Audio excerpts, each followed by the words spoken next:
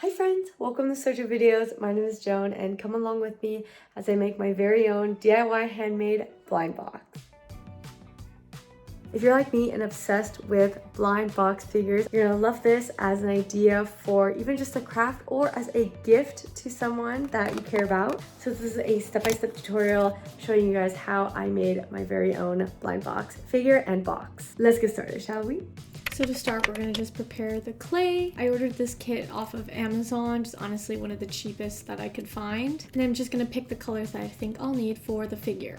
We'll also need some aluminum foil and some toothpicks to help make the base of our figure. One thing I've learned with working with polymer clay is that we can use bundled up aluminum foil to essentially make a base and put the clay around it. If we make the whole figure out of clay, it'll be wasting a lot and it also will take a while to bake through. So here I am just taking aluminum foil, bundling it up and kind of shaping it into what's gonna be my head. And to make it easier to put the clay around, I'm also just making sure that there's no random holes or cracks and that most of it is smoothed out. Then it's on to preparing the clay. I'm just taking a section that I think I'll need, and the first thing we want to do is condition the clay. What that means is just using your hands to kind of warm it up, make it nice and soft. What I like to do is just roll it around in my fingers, squish it, and just keep kind of shaping it until I like the texture. Once it feels nice and soft to work with, I'm just going to be using something smooth here. I'm just grabbing a marker to just kind of help roll it out and flatten it. And I'm essentially just going to be making a thin sheet of clay to put around the aluminum ball, which is going to be the head of my figure.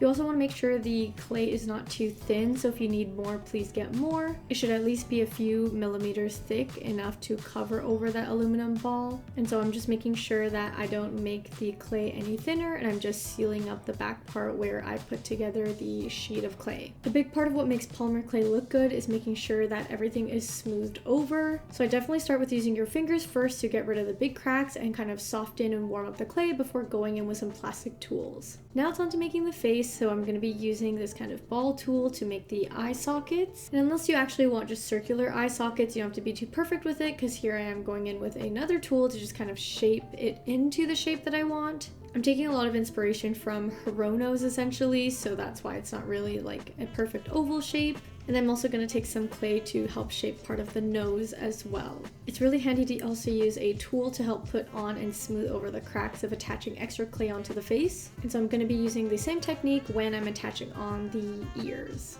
What's nice about clay is that it's also quite forgiving, so here I am just making sure that it's the right size that I want it to be. And also before I'm attaching it on, I'm just making sure that I've warmed up the part with my fingers and making a bit of a divot. And that's going to overall just help the clay stick onto each other. And of course we want it to have a nice clean look, so I'm just going to use my finger and then a tool to just smooth everything over. Now that I'm happy with kind of the base shape of my face, I'm going to go in and start to work on the hair. And another big tip for working with polymer clay, you definitely want to start off with using the light colors first before the dark ones. As you can see here, while I'm conditioning and warming up my black clay, it's starting to leave residue all over my fingers. And trust me when I say that that will stain your other colors, so just be careful. Wash your hands before you handle anything else after dark pieces of clay. Anyways, with the black, I'm just making kind of these flattened out strips of hair. The idea is that we'll use these to layer and kind of build up the hair on top of the head. I've made sure to wash my hand before handling the face, and then it's just on to layering kind of how you see fit and how you've made your own hair shapes. As I'm layering, I'm taking a look at the shapes I've made and just adjusting it, cutting it, reshaping as needed. I kind of try to put them so that they're layered on top of each other, but also kind of shaped and cut out to fit with one another. So I just adjusted and shaped as needed until I was happy with the hair, and I was moving on to making the eyes. I rolled out 2 small balls of around the same shape and then flattened them out with a tool before shaping them to approximately fit the divots I had made into the face. And forewarning, the eyes were kind of the hardest part for me to make. I can't tell if I should have made them a smaller size, but if anyone has any tips, please let me know. But after I was done with the eye whites, I moved in with the black, and this is where everything kind of fell apart. I think my black pieces were a bit too thick, so I instead just tried to commit it, but it ended up looking way too big for the face. And even after cutting it down, you can see the thickness of the eye was just protruding out of the head, which was not a great look. I'm wondering if I just should have started with less clay and then filled it up in the divots instead of trying to make the eye outside of the head at first. But I made do with what I committed with and just tried to shape and flatten out the eye and just shape it into the divots. And I used the tools to push the eye shape together, as well as pressing and smoothing down with the tool to create the pupil shape as well. I managed to get something I was decently okay with. Now onto the body, I'm again using aluminum foil ball to kind of just shape out the figure of the torso. And then I'm just going to condition and warm up my clay, which I'm going to be putting around the aluminum foil ball. Again, I'm just making sure that my clay is thick enough and there aren't any too sparse or thin areas, and just smoothing over any cracks and wrinkles. I'm also making sure there aren't any places that are too thick, because again, the clay might bake unevenly and that part might still be squishy by the time we're finished baking. And so general idea is just keeping on shaping and smoothing down, making sure everything is nice and even. And then it's on to making the arms. Since these limbs aren't too big, I'm just going to be using kind of worm shapes to make and form the arms. I find that also tapping on my clay mat helps with making just smoother edges and not like sharp corners, but decently rounded ones that are still smooth because they don't have your fingerprints on it. And then of course using the tool to blend everything together. I would say don't worry about making everything too perfectly smooth, since we still need to attach the head onto the body. You can always touch up the smoothing later, right before we're about to bake. Now onto the hands, I'm taking the same skin color I used for the face and just adding it onto the ends of the sleeves. Again, make sure that your clay is nice and warm before you attach them on so everything actually sticks together. And here I'm just checking to see if the head and torso look like they fit together. And since they do, it's on to making the pants. I'm making sure to warm up and condition my clay before using it, and I chose this blue to kind of give a jeans look. I made 2 tubes for the pant legs and then this middle piece that's just going to attach the 2 pant legs together. Essentially just making what pants look like, I guess. I feel like it's easier to work with clay when you start with basic shapes and then attach them as so. It just helps keeps everything nice and neat, properly sized and symmetrical. So checking all the pieces, they look like they're nice and proportionate. Now we gotta put them together. Also again, this is your reminder to please clean your hands before doing this because you will smudge the rest of your clay figure. To make sure that the figure is gonna stick together, I'm using these toothpicks to just stab through the head and the torso. I found it quite difficult to stab the whole toothpick through the aluminum ball, so I just shortened the toothpick and stabbed as much as I could through. And then came the challenge of actually smoothing together the head portion and the torso portion. If I were to give some advice doing this again, I would make sure to just have gentle hands, be patient, and also wash your hands between touching different parts of the figure. I low-key smudged a lot of stuff, but again, we're gonna smooth it anyways, so it's fine. And then I also added toothpicks to both parts of the legs and then attach that to the torso. I'm also gonna smooth over the legs to the torso with tools and a finger,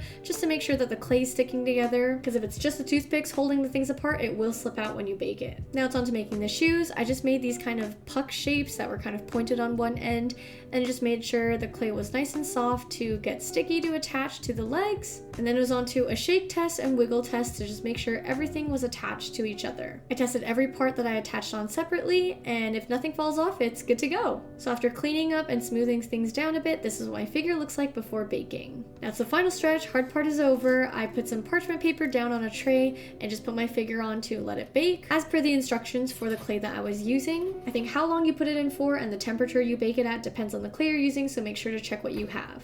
Once the timer was done, I took my figure out, and once it was cooled to an appropriate temperature, I just made sure to touch and feel if there were any soft parts or if anything had fallen off. But since there weren't, then my figure was basically done baking. However, we're not done yet. I want to take the extra step and also make my own blind box packaging. Drawing a big inspiration from Hirono's, I wanted to draw out my own blind box packaging design. I feel like you can get really creative with this one. For me, I just chose my kind of go-to drawing app and kind of just overlined and drew over a template of an existing Hirono packaging design, and kind of using that first figure on the cover, I just made kind of the alterations to make the other figures that are like the options in the box. Okay, so the idea is that I'm just reusing these boxes that I have that seem like the perfect little size for the blind box. You could just print out your own box with like, I don't know, Canva on cardstock paper, but I think this is just easier so you don't have to figure out dimensions and building a whole box. I'm gonna measure the dimensions of each of the sides of the box I actually want to cover and put my own design on.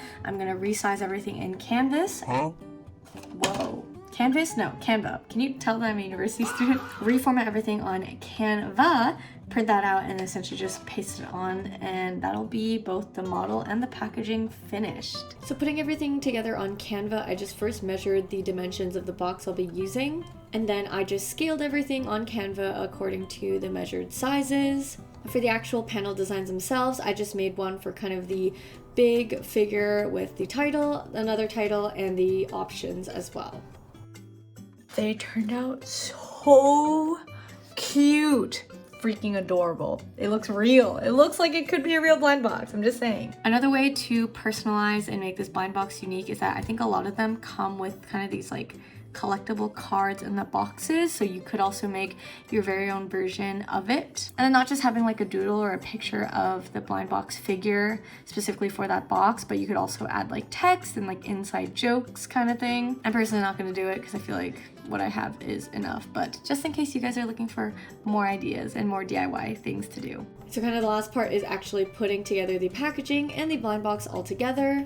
I actually wanted to just use an X-Acto knife to cut out the exact dimensions and put the panels on the box, but then I realized I actually liked kind of the butter yellow of the box and didn't want to completely cover it with just white, so then I just cut out the panels that I had drawn and just put it over the existing designs on the box. But of course, you're welcome to just design your own box template or even just put together and replace the whole thing with your actual designs, of course. Yeah, this is kind of what it was looking like putting it on the box. I was super happy with it, and I kept just cutting and gluing and adjusting just to make sure to hide all the other designs and just make sure everything looked nice and cohesive. But yeah, this is what it turned out like. This is the final product of the packaging for the blind box.